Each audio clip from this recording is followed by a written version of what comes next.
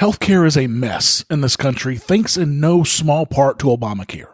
Rand Paul has a new bill that he wants to use to replace Obamacare completely. Is this a good bill?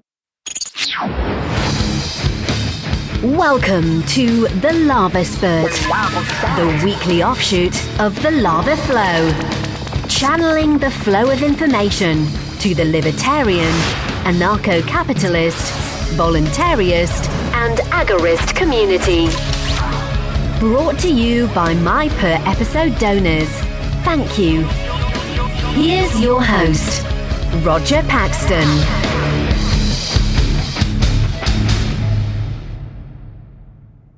Thank you for joining me on the 29th episode of the LAVA Spurt, Obamacare Replacement Act. The Republicans have been talking about repealing and replacing Obamacare for quite some time now, but they've never presented a solid replacement that makes sense. Senator Rand Paul has now done just that, he thinks. Calling it appropriately the Obamacare Replacement Act, he claims that it is a comprehensive plan to replace Obamacare after the Republicans repeal it. In an effort to appease those who say there will be a massive amount of people with pre-existing conditions who will be left out in the cold without Obamacare, Paul's plan includes a provision to provide a 2-year open enrollment period under which individuals with pre-existing conditions can obtain coverage. It also contains a provision that restores HIPAA pre-existing condition protections. Prior to Obamacare, HIPAA guaranteed that those within the group market could obtain continuous health coverage regardless of pre-existing conditions. Both of these provisions are clearly anti-free market on healthcare. I'm not sure why Paul thinks he needs to appease the economically illiterate, but apparently he does. But there are some good things in this bill as well. In what appears to be an effort to hopefully untie health insurance with employment that exists because of FDR's wage restrictions, this bill would replace the existing open-ended tax exclusion for employer-provided health insurance with a universal deduction on both income and payroll taxes that would provide the same level of benefit regardless of how an individual obtains their health insurance. This means that if you go out and get health insurance on your own, instead of through your company, you are subject to the same tax deduction that companies and you already get for the money spent on your health insurance through your company. This is a good thing. The bill will also give, quote, individuals the option of a tax credit of up to $5,000 per taxpayer for contributions to an HSA. It removes the maximum allowable annual contribution so that individuals may make unlimited contributions to an HSA, and it eliminates the requirement that a participant in an HSA be enrolled in a high-deductible healthcare plan. Paul's bill also wants to make it easier for individuals to, quote, pool together for the purpose of purchasing insurance, and thus amends the Public Health Service Act to allow individuals to pool together to provide for health benefits coverage through individual health pools.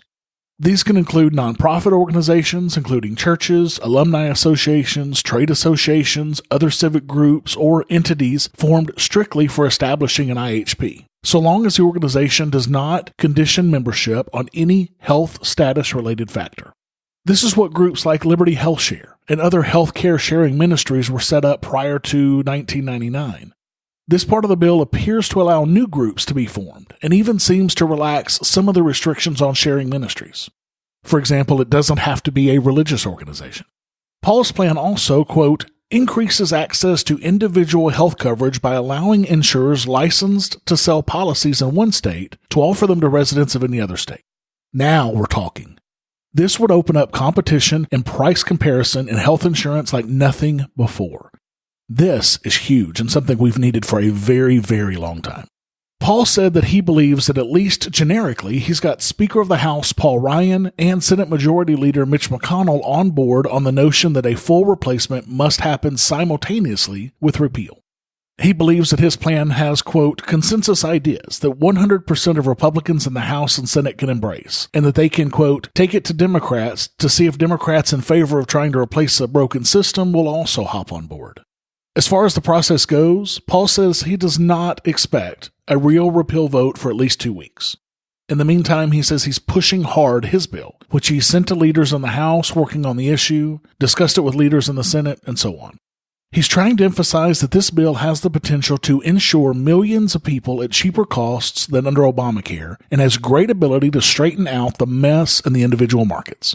And yes, it is a huge mess. Overall, I think that this is a pretty good bill. It's not a 100% liberty bill, but frankly, I can't imagine any bill coming out of Washington, D.C. being an actual liberty bill. This does do some important things for healthcare and the free market, but restricts the free market in other ways. The tax incentives in this bill are fantastic. Any way that we can keep more of our money from being stolen is solid in my book. And you've got to love the fact of encouraging healthcare insurance competition across state lines. That's going to be huge for the market. However, my bill to fix healthcare in this country would be simple. It would be one sentence. Congress shall make no law that will interfere with healthcare in any way in this country. But frankly, this is coming from a guy who would replace the Constitution with a simple statement that says the federal government may not. Period. Until next time, keep striking the roots.